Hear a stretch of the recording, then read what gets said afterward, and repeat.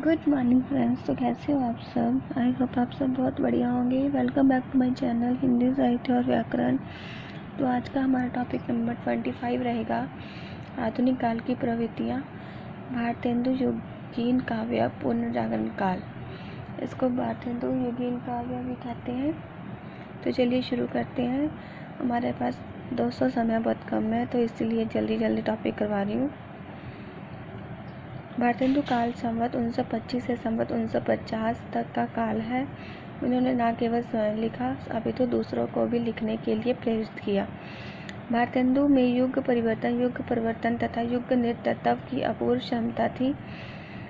उनके युग का साहित्य तत्कालीन भारतीय प्रजा के लिए प्रेरणा और स्फूर्तिदायक था, राष्ट्रीय भावना का संचार करने वाला था। भारतेंदु उच्च कोटि के कलाकार एवं बहुमुखी प्रतिभा के धनी थे। उन्होंने साहित्य की प्रत्येक विद्या का मार्गदर्शन किया, अपने युग के साहित्य का सफल नेतृत्व किया। उनकी प्रेरणा से पत्र पत्रिकाएं प्रकाशित हुई। अनेक ने प्रेरणा प्राप्त कर लिखा। भारतेंदु कालीन कवियों में भारतेंदु हरिश्चंद्र के अतिरिक्त प्रताप नारायण मिश्र, अंबिकादास व्यास, राधा कृष्णदास, बद्री नारायण चौधरी, ठाकुर जगमोहन सिंह के नाम उल्लेखनीय हैं। सभी कवियों में देशभक्ति तथा राजभक्ति का स्वर ऊंचा है। अनुभूति और अभिव्यक्ति की दृष्टि से इनका काव्य महत्वपूर्ण है।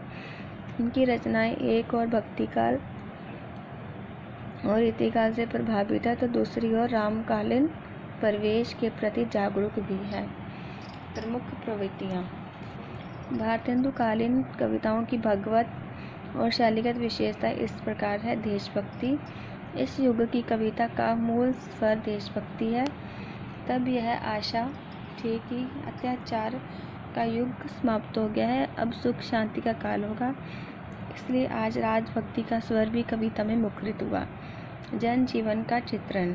भारतेंदु काल का काव्य जन जीवन से जुड़ा हुआ काव्य है। रीतिकालीन कविता वैभवशाली राजश्री में पुष्ट हुई, जबकि भारतेंदु काल की कविता जन जीवन की क्रोध में पली। इसमें नारी शिक्षा, विरोध, विधवा की स्थिति, बाल विवाह, अंधविश्वास, छुआछूत, आडंबर, पखंड और धार्मिक संकीर्णता पर कटु व्यंग है। भक्ति भावना। भक्ति के क्षेत्र में इन्होंने सगुण और निर्गुण भक्ति को अपनाया। राम काव्य की अपेक्षा इन्होंने कृष्ण काव्य की रचना की। इस दिशा में सबसे अधिक योगदान भारतेंदु हरिश्चंद्र जी का है। वे वल्लभ संप्रदाय में दीक्षित थे।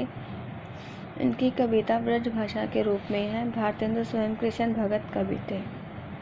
श्रृंगार वर्णन। भारतेंदु की कविता में जहाँ देश प्रेम, समाज सुधार आदि नवीन विषयों का समावेश हुआ, वहाँ रीतिकाल से चली आ रही श्रृंगारी काव्यधारा को भी अपनाया। रीतिकालीन कवियों का अनुसरण करते हुए राधा कृष्ण के प्रेम और सौंदर्य का वर्णन किया। प्रकृति चित्रण। भारतेंदु कालीन काव्य की एक अन्य विशेषता प्रकृति का स्वच्छंद चित्रण है।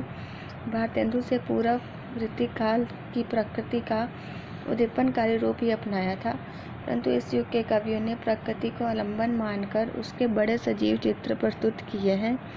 भारतेंदु ने अपने गंगा वर्णन, यमुना वर्णन, प्रात समीरण में प्रकृति के मामरिक, भावमय तथा अलंकृत चित्रण का वर्णन किया है। हास्य व्यंग।